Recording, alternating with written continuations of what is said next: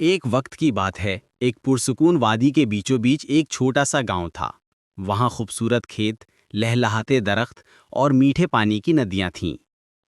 اسی گاؤں میں ایک نیک دل لڑکا رہتا تھا جس کا نام علی تھا۔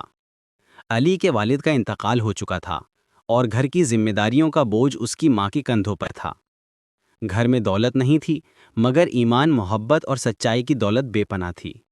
علی ابھی صرف 12 سال کا تھا، مگر بہت سمجھدار اور بے حد محنتی تھا۔ ہر صبح علی اذان فجر سنتے ہی جاگ جاتا۔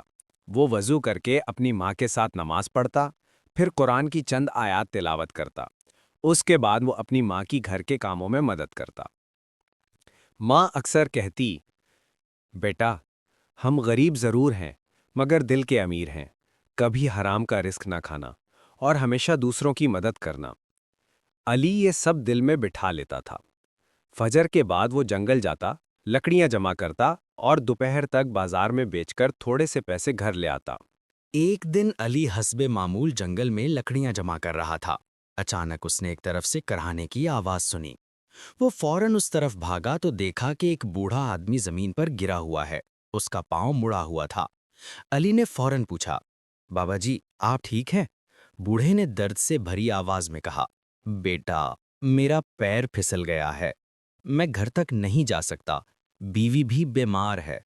علی نے لمحہ بھر سوچے بغیر اپنی لکڑیاں ایک درخت کے نیچے رکھ دیں۔ وہ بوڑھے کے پاس بیٹھ کر اس کو سہارا دینے لگا۔ بابا جی، میں آپ کو گھر تک لے جاؤں گا۔ پھر علی نے بوڑھے کو اپنے کندھے کے سہارے آہستہ آہستہ اٹھایا اور کئی میل دور اس کے گھر تک پہنچا۔ گھر پہنچ کر اس نے پانی پلایا، بوڑھے کے پاؤں پر ٹھنڈا کپڑا رکھا اور باہر پڑی لکڑیاں بھی اندر پہنچا دیں۔ بوڑھے کی آنکھوں میں نمی آ گئی۔ بیٹا، تم نے بہت بڑی نیکی کی ہے، اللہ تمہیں اس کا بہترین اجر دے گا۔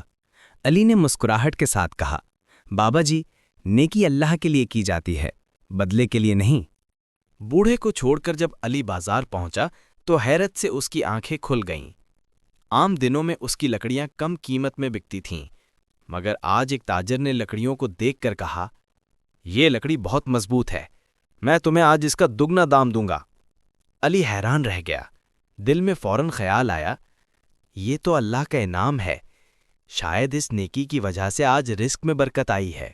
جب علی گھر پہنچا تو اس کی ماں حیران رہ گئی۔ بیٹا، آج اتنے پیسے؟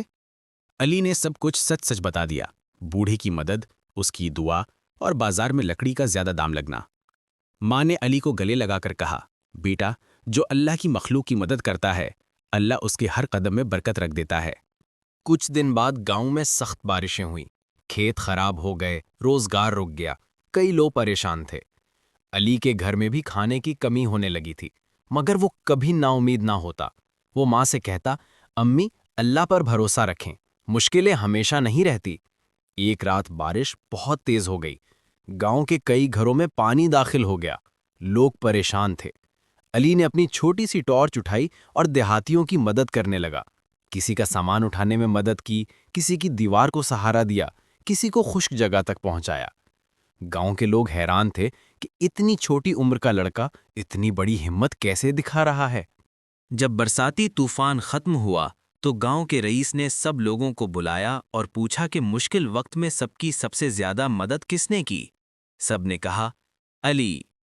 رئیس نے علی کو بلا کر کہا، بیٹا، تم نے اپنے اخلاق، ہمت اور نیکی سے پورے گاؤں کے دل جیت لیے ہیں۔ میں چاہتا ہوں کہ تم پڑھو، لکھو، آگے بڑھو، میں تمہاری پڑھائی کا پورا خرچ اٹھاؤں گا۔ علی کی آنکھوں میں خوشی کے آنسو بھر آئے۔ وہ دل ہی دل میں کہہ رہا تھا، اللہ تعالیٰ نیکی کبھی ضائع نہیں کرتا۔ اللہ کی راہ میں کی گئی نیکی کبھی رائے گاہ نہیں جاتی۔ انسان جتنا لوگوں کی مدد کرتا ہے، اللہ اس کے لیے راستے کھول دیتا ہے۔ مشکل وقت ایمان، صبر اور انسانیت کی اصل آزمائش ہوتے ہیں۔ چھوٹا ہو یا بڑا، نیکی کرنے کا حق سب کو ہے۔